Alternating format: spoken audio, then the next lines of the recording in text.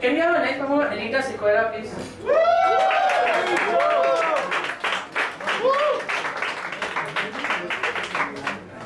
Hello. 1 second, huh? Okay, so I'm like really nervous that I'm up here. I literally wrote my set like 45 minutes ago.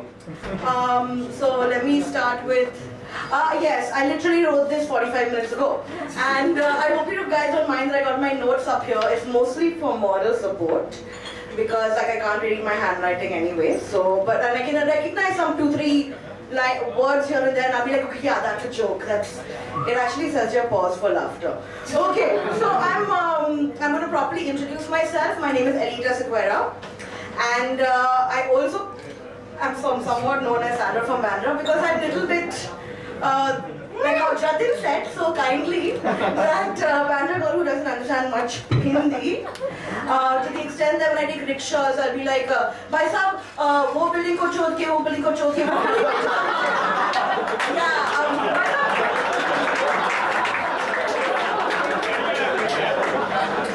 भाई साहब आगे से मत लेना, पीछे से लेना. All the time. But I have to admit that rickshaw drivers are actually the most patient with my Hindi. Like they don't laugh and all. I think when they know they have to get paid, they're a little polite. But at least to me, I don't know. Okay, yeah, that's over. Okay. So basically, I'm also like, because I live in Bandra, I know all the little by-lanes and gullies and shortcuts in Bandra. I know which is the no entry, which is the one way, and I love it. I love it that way. But you take me out of Bandra, and I'll get lost. Like I will, if you put drop me in Sakinaka in the middle of the night, I may never find my way home. Okay, so my directions are so bad that I actually go to like I'm like take a right, and my friends are like no, that's left. My friends actually ignore what I say completely and only look at my hand directions. Because they're like, okay, yeah, that means if she's saying right, that means we have to go left. Okay, so, yeah, next page. Outside Bandra, my directions. Okay. Yeah, right. Okay, that's also done. Alright. Okay, the only thing that sucks more than my directions is my driving. I am such a bad driver. I've been known to hit old ladies and kids with my car. They have survived, they are still intact. I just thought you should know this, but it was really traumatizing for me, okay? It was really traumatizing hitting those people because like I didn't know what to do and I don't speak Hindi and like, you know, some mob came out of reclamation and my friend was like, lock your car. I'm like, oh shit, what's going on? But yeah, I'm more of a bike person. I've been riding a bicycle since I was like 12.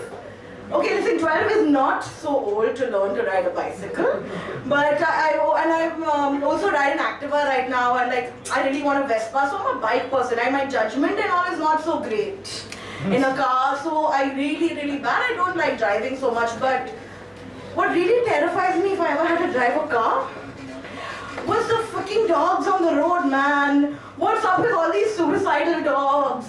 They just chase cars and they start biting the wheels and all. I'm like, stop it, dog, stop it. Why? Why are you guys doing this? I don't understand. And then they sleep in the middle of the road and all. Like, do you think I'm not even so concerned about hitting people, but like to hit a dog, I think I would die.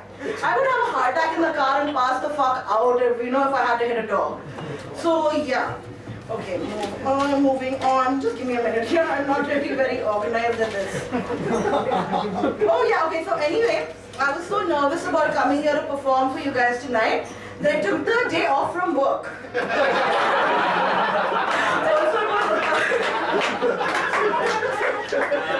Also, it was Monday, so I kind of didn't feel like going anyway. Also, like, so I told them in the morning that I had stomach upset, and I did have stomach upset because when you eat kebab rolls at 6 o'clock in the morning, at 7 o'clock, and you go to sleep, then obviously you're not going to wake up at 9 o'clock for work. So my stomach was upset. I was okay. So I took the day off, and I spent the whole day getting ready. Okay, so like Abraham Lincoln, Washington, one of those guys, yeah, they said. Give me 6 hours to chop down. Okay, so they said, give me 6 hours to chop down a tree and I'll spend 4 hours sharpening the axe. Very smart fellow. So I'll spend 6 hours getting ready. So I matched my toenail polish to my dress. My dress is my favorite color. All of that, like, because I love doing all of this. And I spent 45 minutes writing this. About 45 minutes ago. So that's why I've forgotten most of my jokes and I need to keep looking at my paper. A round of applause to all us procrastinators. Come on. You know you want to. Come on. Because we are the inventors of the snooze button. We are the beautiful people with time management skills that invented the word prepone. Okay? And I don't know if I should be telling you guys this but. And I've written but with 2 T's, so I'm really upset with myself. Anyway, sorry. So I don't know if I should be telling you guys this but. One second, hold on. Clementine? Clem? Okay, does anybody work with me? Okay, good. Nobody works with me. So, as this guy was saying so eloquently earlier, I'm doing a very big mistake according to him because I am, as of this moment, quit my job. I am serving my notice, which is also why I can, like, on a random Monday decide I don't want to go to office. And my last day of work is 30th of April.